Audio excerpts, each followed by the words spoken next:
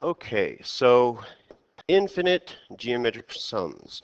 What we're going to be doing in this lesson is determining, first of all, can we take the sum of an infinite geometric sequence? Because we've already seen how we can find the sum of a finite geometric sequence, meaning we're only looking at a part of a function. Well, what if we were looking at everything? Could we find the sum of an infinite geometric sequence? And in some cases we can, in some cases we can't. So here, what it's telling you on the screen, an infinite geometric series will only have a sum if it converges. So what does that mean? So not only do we need to understand what this word converge means, but we also need to know, what if it diverges? If something diverges, we can say it's not so much that it doesn't have a sum, but we cannot find the sum. So the reason why we can't do it, I'll explain here very shortly using a graph. All right, but if you need to pause the video, go ahead and pause the video and write this stuff down. Otherwise, just kind of read it over and follow along with the further instructions that I have. So down here at the bottom, I don't really like the way that they have this. Now, the common ratio being less than 1 is basically what we need to have, but you see how it says the absolute value is of the ratio is less than 1? Well, that's because the common ratio could be a positive number or a negative number. But the thing that I don't like about it is -5 is less than 1. But -5 is going to be something that we cannot take the sum of. So I really like to look at something like this as saying the common ratio has to be less than 1 but greater than 0. Basically, it has to be a fraction between 0 and 1. Whether it's positive or negative makes no difference. As long as the fraction is between 0 and 1, then we're good. So I suppose we can keep the absolute value brackets. Okay. But let me explain what is converging and what is diverging. So up here at the top, what it's telling you is that, well, first of all, this is where it says S with the subscript of infinity. That is the rule that we're saying that's what we will use to find the sum of an infinite geometric sequence. And obviously the common ratio can't be 1 simply because it would produce a 0 in the denominator, but also it can't be 1 because if I say 1 raised to any number, I still get 1, so we won't have a common ratio. We won't have a geometric sequence. Okay, so again, here I like to look at it as the common ratio has to be less than 1 but greater than 0. So let me explain why we can do it with one but not another one. So let's look at converging here, and let's look at diverging here. And let me explain this using a graph with basic exponential functions. So let's just suppose we have the function f of x is equal to 4 to the x power. Well, when we graph basic functions, there are 3 points that I go with, 0 and 1, because every basic function, or every basic exponential function always goes through that point. We have 1 and the base, and -1, and whatever the reciprocal of the base is. Those are the 3 key points that we generally use to sketch an exponential function. So in this case, I would have 0, 1, 1 and 4, and the reciprocal of -1, and so the reciprocal is 1 over 4. So those are the 3 points that I'm going to use to sketch this basic exponential function. So 0, 1 is right around here, 1 and 4 is something like this, and -1 and 1/4 is really about there.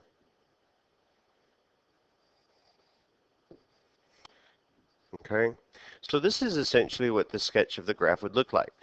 Why can we not take the sum of it? It all has to do with the end behavior. As x continues to increase up to infinity. Based on the way the function looks, we can say y is also going to increase to infinity.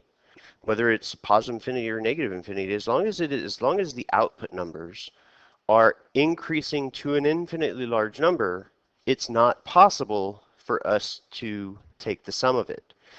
So this is why we cannot take the sum of every geometric sequence, because the output numbers simply become too large and they never stop. They continue to get bigger and bigger and bigger. So here is the reason. You can't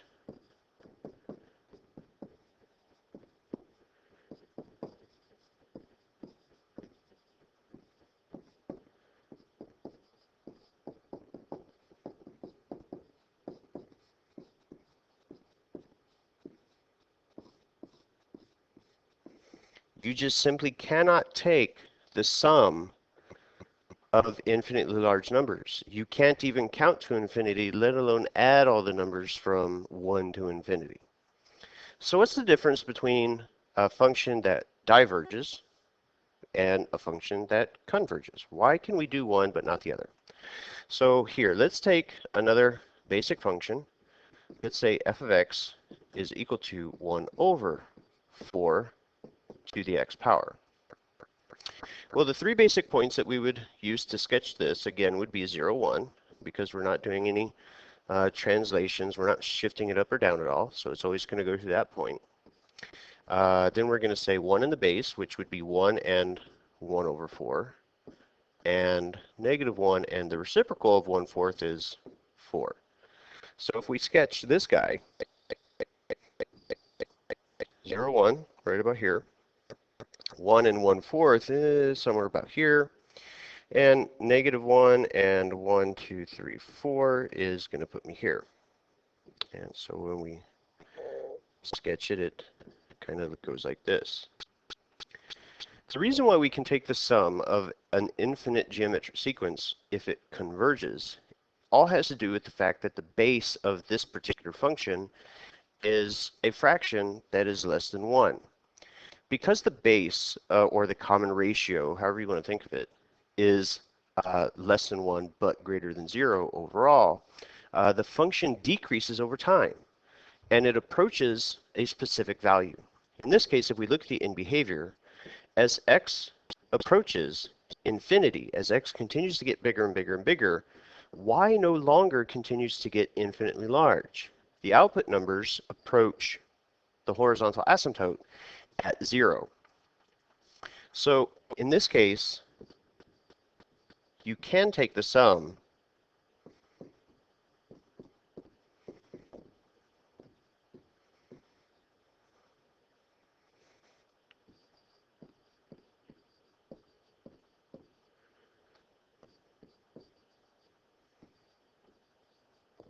because the outputs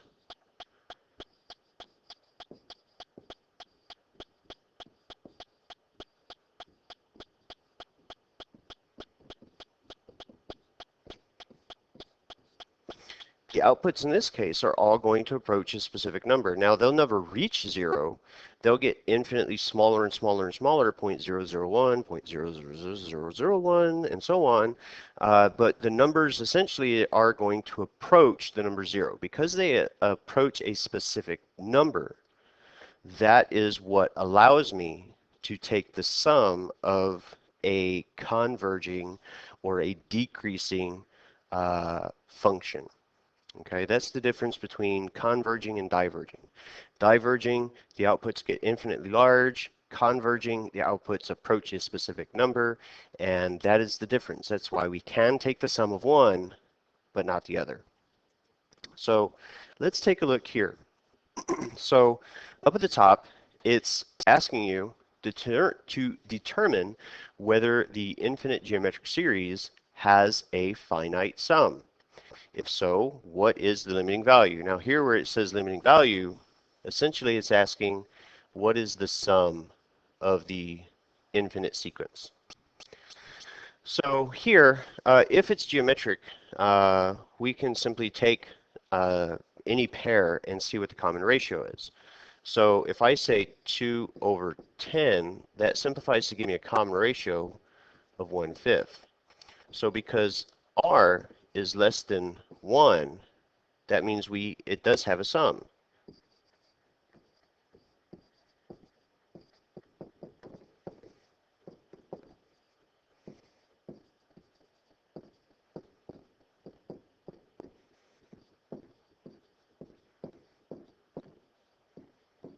Because the common ratio is less than 1, the function or the sequence will converge, and that means if we were to graph all of these points, it's going to approach a specific number, a horizontal asymptote. And you can kind of tell just by looking at the numbers from 10 to 2 to 2/5 to 2 over 25, the numbers are getting smaller, and that is a key characteristic of a uh, of a converging geometric sequence. Now, that's not the only giveaway, because you could always have something that whereas x gets bigger, y continues to get infinitely negative, like the numbers get bigger and bigger as it goes negative. Um, but that's a good clue to us, is that since the numbers are decreasing, uh, to us, we can kind of see that they're decreasing overall in size. The absolute value of the numbers are getting smaller, and that's a big tip-off that, yes, we should be able to take the sum of this. It should converge. So what is the limiting value? In this case, this is where we take the sum of the infinite sequence, and this is found by taking the first term over 1 minus the common ratio. So in this case, we don't have to do anything to figure out what the first term is. It's just given to us. It's 10. So I'm going to say 1 minus 1/5, the common ratio. And 1 minus 1/5 is basically going to be 10 over 0.8. And so 10 divided by 0.8 is 12.5. So as x continues to get bigger and bigger and bigger, if we plotted all these points out, the function or the sequence would get smaller, or it would approach a specific number. It would approach whatever its horizontal asymptote happens to be. And so the sum of all of the numbers, no matter how big it gets, is simply going to approach, the sum is going to be 12.5 in this case. So that's how we're going to be looking at these. We want to know what is the common ratio to determine if we can take the sum of it or not. And if we can take the sum of it, well, what is it? So here are a couple more examples with the same exact directions. Determine whether the infinite series has a finite sum, and if so, determine the limiting values. If you can find the sum, well, what is it? So here where the common ratio is located in the function. So this is there's the common ratio. So in this case, 3 over 2 is greater than 1.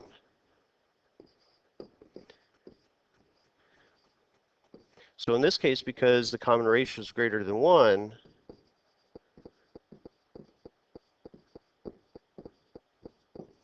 the sequence diverges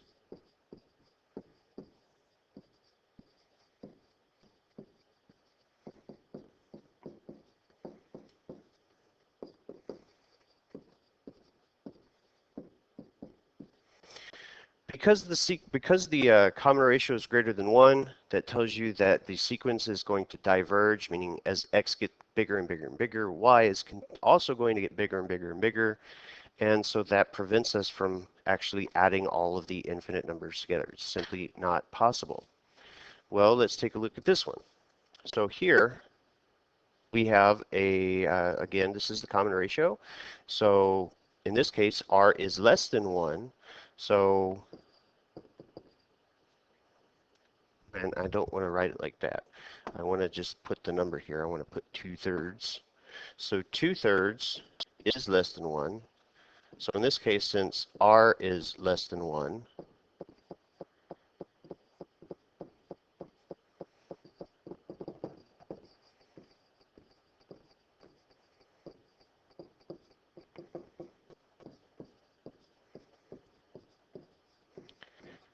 because the ratio is less than 1, we can find the sum because if we graphed it, it would converge. It will approach a horizontal asymptote. Okay, so that means we need to know, finding the sum of it, we're going to say a sub 1 over 1 minus the common ratio. So we know the common ratio is given to us, but what is a sub 1? Well, we got to figure out what that is first.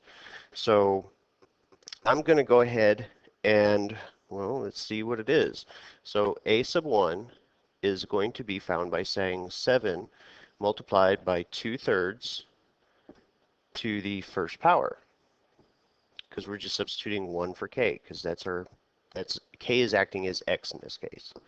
So if I say 7 times 2/3 to the first power is just 2/3. So if I say 7 times 2/3, I get 14 over 3. So now I know what the common ratio is. I know what the first term is. So now I can actually find the sum of this particular sequence. So finding out the sum now is here we're going to say the first term, 14 over 3, minus, or I'm sorry, divided by 1 minus the common ratio, 2/3. Now here is, where you might want to simplify. I would recommend simplifying the denominator first. So we're going to get 14 over 3, and 1 minus 2/3 is going to be a 1/3. Now, this is something I would just recommend typing it into the calculator the way it is. Put the numerator in parentheses, then say divide, and then put the denominator in parentheses, and then hit enter. So if you say 14/3 divided by 1/3, and the reason why, we definitely don't want to write these as decimals, because when I divide by 3, we're almost always going to wind up with a repeating decimal. So if you say 14/3 divided by 1/3, or you could simply multiply by the reciprocal, multiply the numerator by 3, that is going to give you the sum 14. So can you find the sum of it? Okay, check the common ratio. If the common ratio is a fraction that is greater than 0 but less than 1, you can say, yes, I can find the sum of it. And in order to find the sum, you have to know what is the first term and what is the common ratio. As we saw in the previous example, on the previous screen, I should say, the first term was kind of given to us by the sequence of numbers itself, the 10.